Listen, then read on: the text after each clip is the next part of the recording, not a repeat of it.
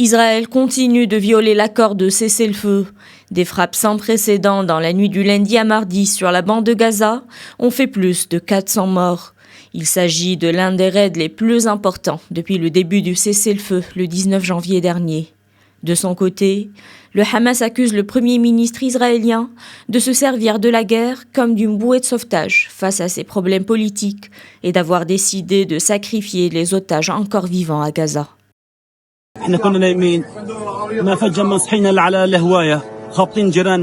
Nous étions en train de dormir lorsque les raids ont frappé notre maison et celle de nos voisins. Nous nous sommes réveillés pour tenter de sauver les victimes. Nous avons pu sauver cette fillette et ses parents qui étaient sous les décombres.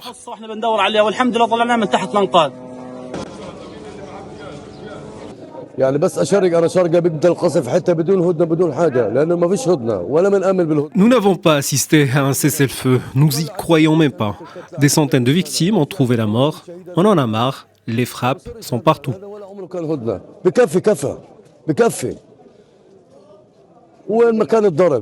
Cette situation a fait réagir la communauté internationale.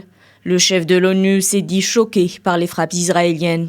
Selon son porte-parole, Antonio Guterres a lancé un appel pressant pour que le cessez-le-feu soit respecté, que l'aide humanitaire sans entrave soit rétablie et que les otages restants soient libérés sans condition. Le haut-commissaire des Nations Unies aux droits de l'homme, Volker Turk, s'est quant à lui dit horrifié par la reprise des bombardements israéliens. Il a appelé à ce que le cauchemar cesse immédiatement. Selon lui, la seule voie à suivre est un règlement politique conforme au droit international.